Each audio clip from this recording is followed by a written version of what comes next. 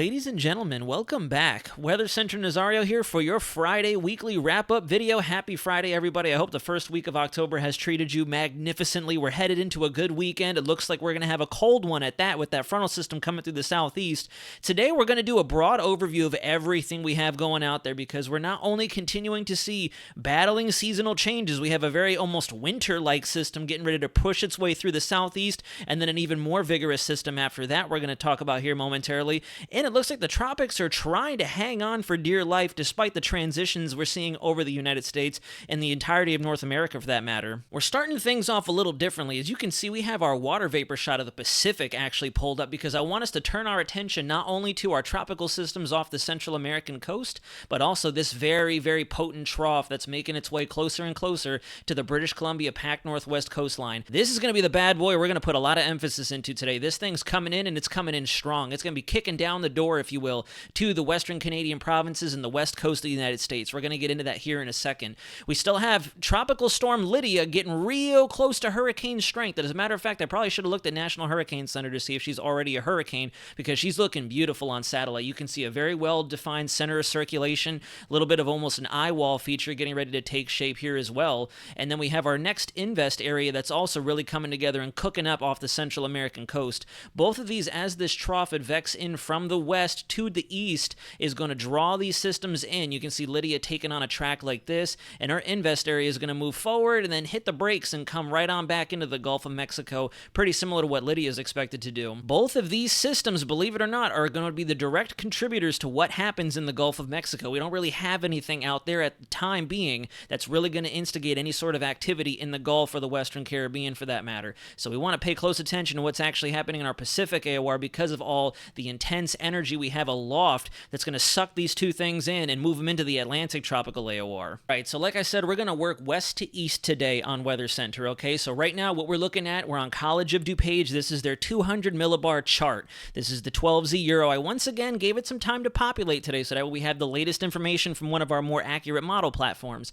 And you can see we're already under a meridional pattern, which means trough, and then another ridge out over the east coast, western Atlantic. We're in a very amplified setup right now, which is why we have one very potent frontal system working its way through the Great Lakes into the northeast that's destined to interact with now post-tropical cyclone Philippe over the northeastern United States and cause a whole mess of ruckus up there. And then you can also look, and what this does, which is why I have it pulled up in such a wide shot, take a look at all that jet energy, that subtropical jet that's moving across the southern tier United States, the Mexico-United States border, coming out of the Central Pacific. That right there is El Nino to a T, ladies and gentlemen. As you probably saw from the title of this video, El Nino's coming in, and winter is going to be a fierce one. We're already starting to see, and I'm becoming more and more convinced that what's expected to take place in the Gulf of Mexico is going to be a direct precursor to what the rest of the winter season has in store for us. This is what's to come. This is our first look, if you will, our teaser trailer for what's coming as we move forward in time. Anyways, let's drag the time out. So you can see that first frontal system deepens down just a little bit further, instigating that catching of Philippe moving into the northeast, and we get a really big bundle of cold air, a nice giant cold pocket, like a polar vortex, if you will, over eastern Canada, the Great Lakes, pulling in nothing but abundant after abundant wave of cold air, snowfall, mixed precipitation, maybe some lake effect working in there as well. We'll talk about that here in a second. And then look off the west coast. Look at how strong of a jet max that we have coming in, ladies and gentlemen. That blue shading right there in the core of that jet max, granted this is a little bit of shared energy, the influence between the subtropical jet and that polar front jet button up against each other over the north, central, east Pacific. That right there is winds upwards of 200 knots. I'm looking at 179, 180 knots according to the model, but that blue indication there is approaching 200 knots of wind in the upper level. So that's exactly why we're going to have such a pungent system punch its way through the Four Corners, Desert Southwest. The Pac Northwest is going to see it first, same thing with the Intermountain West, and then the Great Plains to its entirety all the way through the Gulf of Mexico, through Mexico, back into the East Pacific, and I'll show you how. We're bringing it in just a little bit. Here's the 12Z Euro, so you can see that first frontal system has a lot of rainfall, and that front as well has a bunch of energy with it. There's Philippe and its associated cold pocket that kind of helped him go post-tropical a lot sooner than a lot of us were thinking.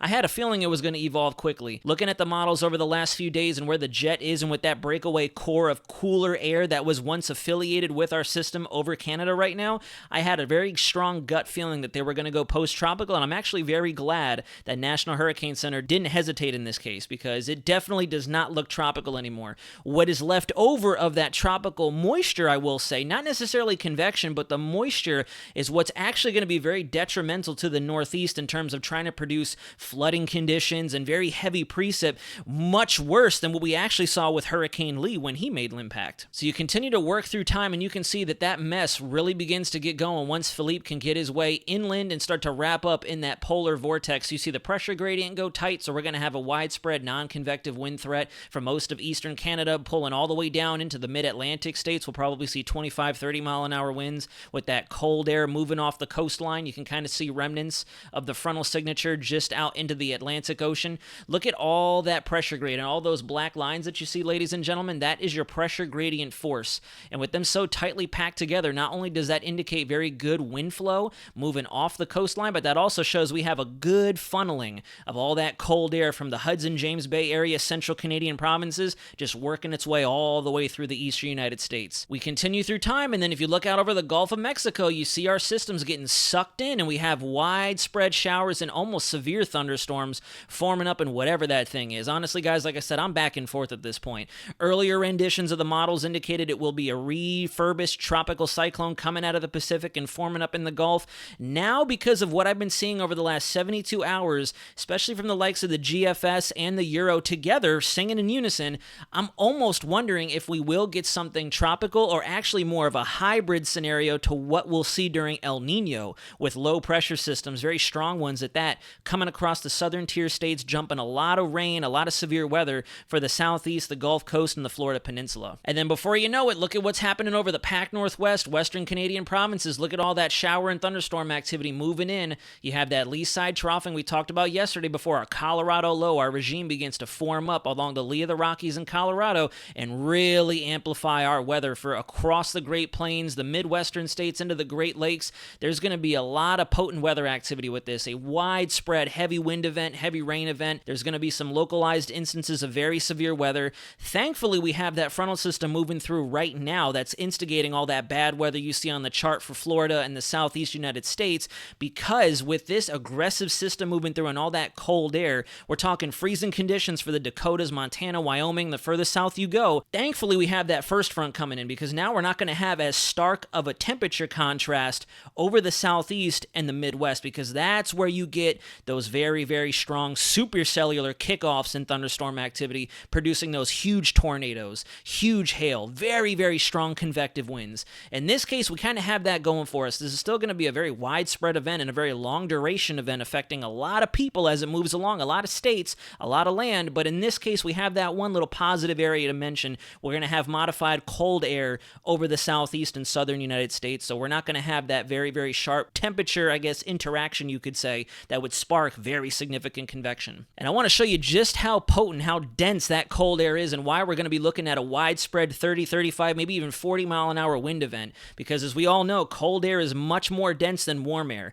and when you have such a slab, just a massive pocket of very dense air moving through, it's kind of like compressed air. What happens when you push the button on a compressed air can? It spews out in rapid fashion. Same instance or same case here. You look at the 850 millibar temperature advection. There's our first system moving through all the way through to the southeast into the Gulf of Mexico, and then we have a secondary cold push, which I'll identify here in a second on satellite. That's very neat to see. You can see it working its way right now through Minnesota, Wisconsin, the upper Great Lakes. We'll get there, but then watch what happens when our next system undergoes deepening along the front range of the Rockies.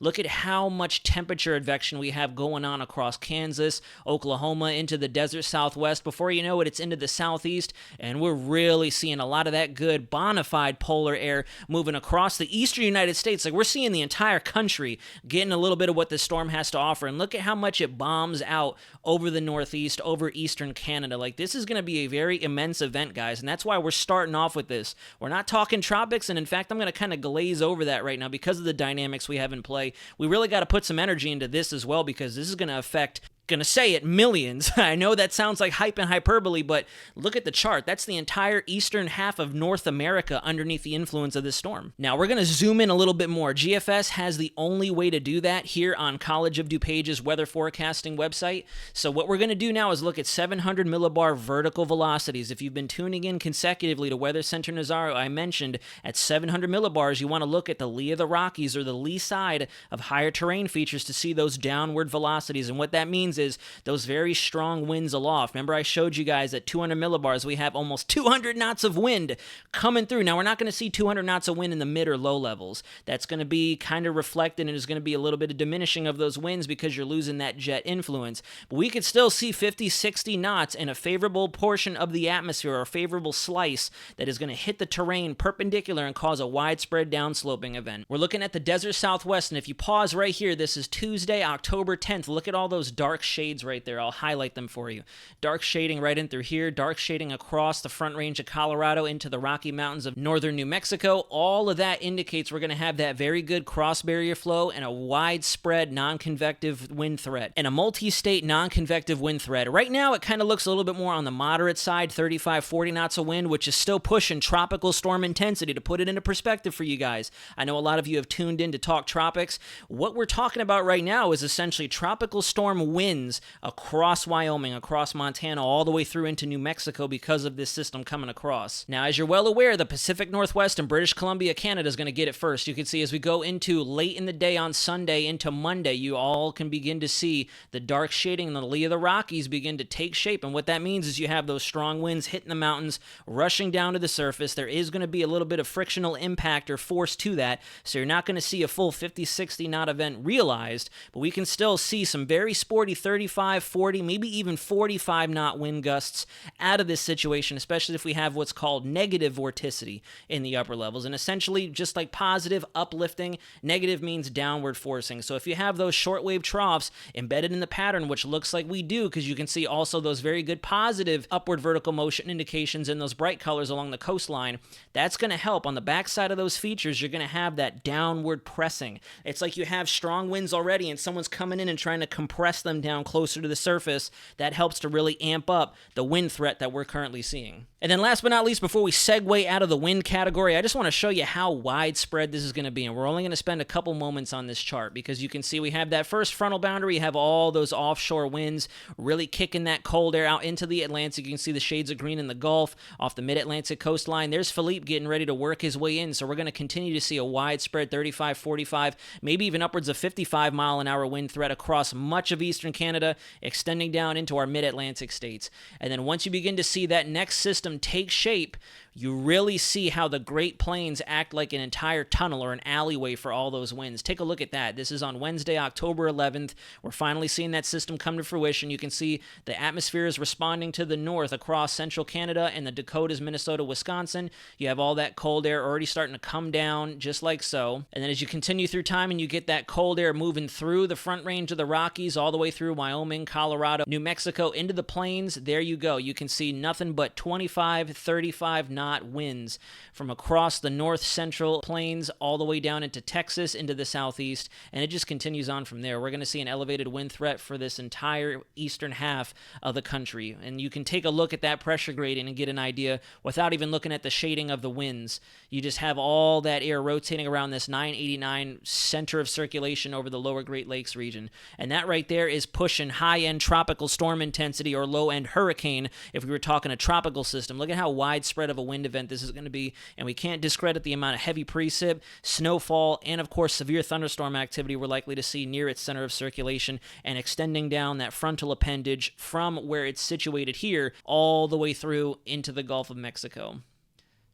All right, so we talked fall/winter conditions for North America for that matter. Let's get into some tropics now because I know everyone's paying attention to that as well.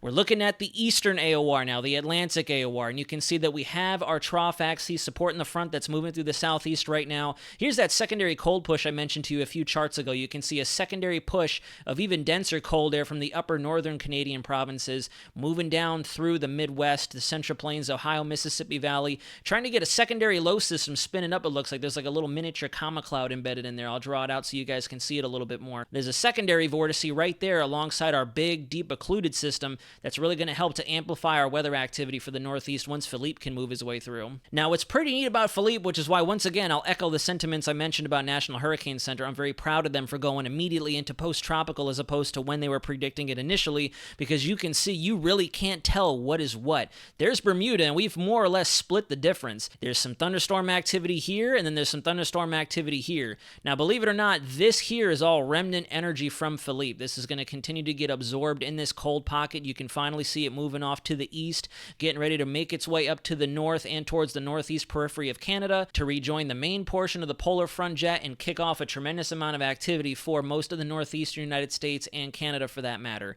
This is why we're going to see a 2-for-1 deal up there and see something a little bit worse in terms of our precipitation totals and the amount that we get in shorter periods of time because of that mature low that's already up there over the Great Lakes, Ontario area, interacting with not only what's left over of Philippe's tropical energy, but this cold pocket that's really getting going now that it's situated over warmer Atlantic waters. The temperature discontinuity between the surface and the upper levels is creating that widespread shower activity you can see on the water vapor satellite. And then obviously Philippe, or whatever's left of him, post-tropical cyclone Philippe, is going to get sucked in as well, and it's going to be a conglomeration of different phenomena going on. That's why we're going to see everything with this. We're going to have snow, high winds, tropical-like rainfall, heavy embedded thunderstorms, the works. Pretty much getting a whole kind of package deal for everybody up there, and I do anticipate it's going to be a little bit worse than what we saw with Lee just because of everything that's going on. Now, I will admit, the reason why I said I'm losing confidence in terms of a consolidated tropical cyclone forming in the Gulf is because of this. You can see at the 12Z model run of the Euro,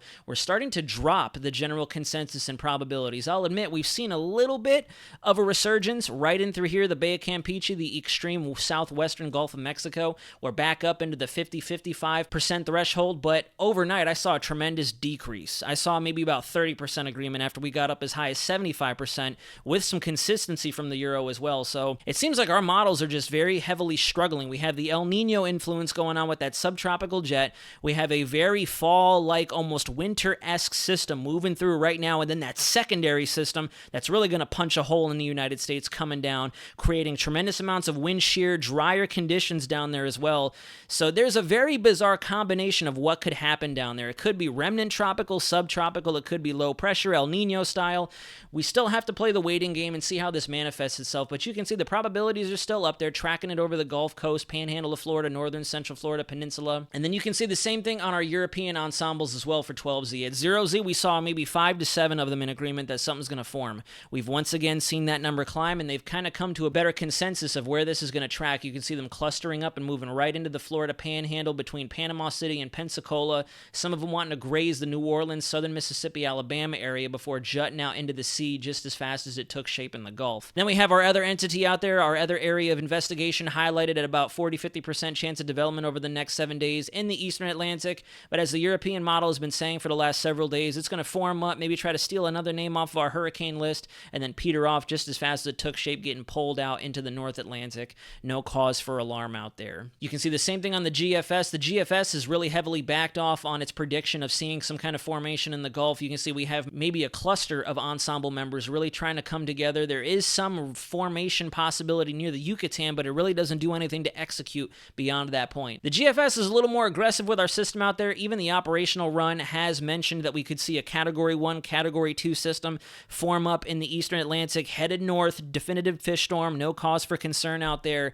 We're probably just going to see another name checked off the list, making it a total of, I believe, 18 or 19 storms, which makes the predictions early on in the year nearly spot on for 18 to 21 named storms, minus the one that formed in January that just didn't get a name.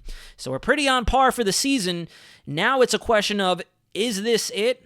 Are we seeing the light at the end of the tunnel, or could something else take shape in the Gulf of Mexico or the Caribbean? Because if you remember, CPC is looking at above 40% chance as we get towards the middle to latter part of October. So despite things looking a little bit more clear in terms of how much tropical activity we have out there across the Atlantic, Caribbean, Gulf of Mexico to its entirety, we're still going to keep an eye on it here at the Weather Center, because with all the potent dynamics out there, you just don't know what's on the horizon. We'll go ahead and end the video there, guys. I know this was broad yet specific at the same time. Thank you for watching. If you've made it this far into the video, please like, share, and subscribe to my channel if you haven't done so already. Or if you're brand new to the channel, thank you for tuning in. I do appreciate everyone's support. We're going to see you again at 8 p.m. tonight, Friday Night Tropics Talk Live. Tonight's going to be a little more exciting. We'd like to hype things up a little bit to ring in the weekend on a high note. And I don't mean that in terms of severe weather. I mean just getting the chat all riled up, having a good time, good conversation. So I hope to see you guys tune in. With that being said, guys, we're going to close out the video. Thank you so much for tuning in. I hope you've had a wonderful week, a spectacular Friday, and I hope your weekend looks even more glorious than this week already has. It's the first weekend of October, 1 week closer to the fateful Halloween holiday. I'm going to have a forecast for you and something fun for that as well. Stay tuned over the coming weeks, and we'll see exactly what Mother Nature has up her sleeve. It looks like a lot of the significant weather is inland now as opposed to the tropics, but you never know. We're going to keep watching. We'll see you soon, guys. This is Weather Center Nazario, signing out.